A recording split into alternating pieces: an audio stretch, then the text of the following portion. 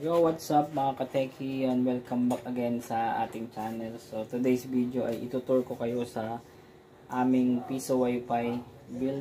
Ayan, so bakit nga ba mahal yung aming piso wifi? Ayan, kasi ang dami nagsasabi mahal daw yung pagbebenta ko ng piso wifi. Bakit ba may mahal na piso wifi at may mura? Ayan, medyo quick tour ko lang kayo dun sa mga murang piso wifi na kumakalat dyan sa Lazada, Shopee, ganun.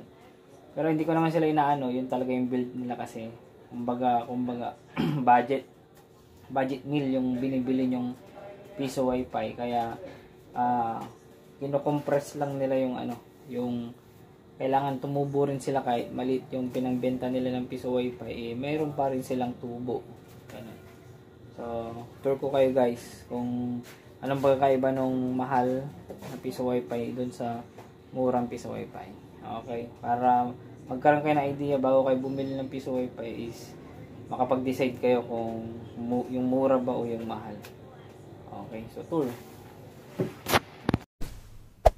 Yan guys, so ito yung piso wifi na nasa 12k ata to nung binili to, or 11. Yan, so ang harap nito ito yung sa nakaraang video natin nagpagawa. Okay, from the coin slot mamaya. So, dito muna tayo sa antena. Ito yung antena niya, nakasama. Compass. And, tapos sa, ano naman natin, sa kabila. Yan, mamaya andyan po. So, dito tayo muna sa compass. Ito yung mga connections. Then, sa saksakan guys, yan. Dito pa lang saksakan guys. Yan naman, manipis na. Ito yung sa saksakan dun sa adapter ng anong tawag dun? Adapter nito. So, kinat lang yan.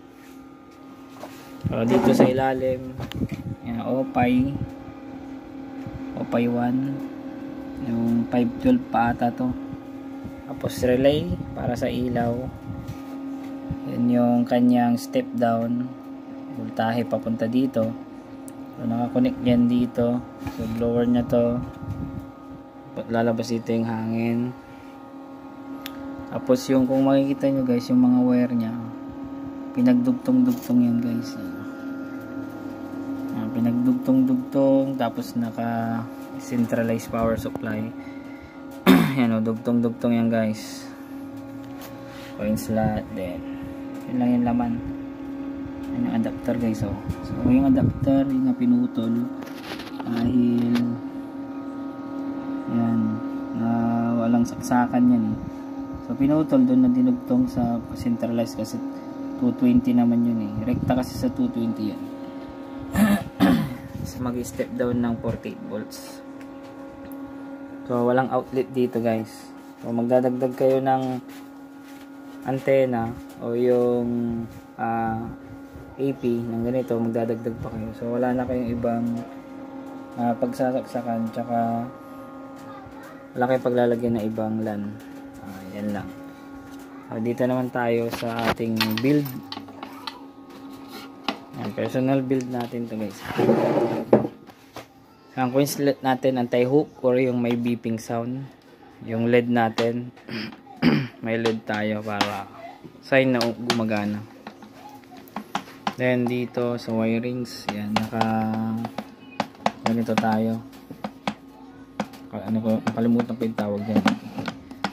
So nakaganyan tayo para mas mabilis magpalit ng coin slot kung gusto nyo magpalit ng wire. Yan. Naka color coding naman yun. Tapos itong cable natin, simulan natin. Yan, tapos yan. So, compass natin ito, yung flat EW71. So, may box natin is karton lang. So, usually hindi ko nilalagyan ng karton yung binebenta, bali rekta. Pag hulog. Yan. So, natin muna. Yan. So, ganito pagka binebenta, ganito na itsura. Tapos naka tayo, custom board with voltmeter para alam natin yung pumapasok dito sa board at yung lumalabas dito na 12 volts kung tama pa, 5 ampere pa ba yung ano. Kailangan nasusustain kasi yung kuryente nito na 5 volts at yung kuryente naman nito na 12 volts. Kailangan nasusustain niya kasi kung hindi niya masustain, masisira to. Kung mababa yung voltahe, masisira din to pag mababa yung voltahe. So, dito tayo sa adapter. Yan. Meron po tayong saksakan dito. Yan. So, meron pang isa dyan. Minsan, 4 yung nilalagay ko dito. Depende sa request ng customer. Yan yung power supply natin. Ito yung USB tulan natin. So, mas madaling i-access kasi nakikita. Sa wiring naman, madali lang yan. Meron din tayong yung ganun sa kabila.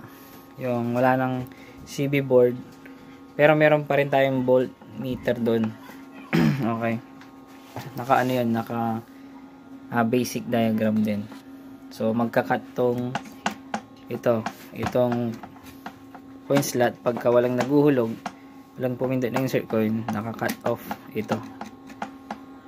Yan. So, saksakan. Makapal yung ginagamit natin. Yan, makapal yung guys.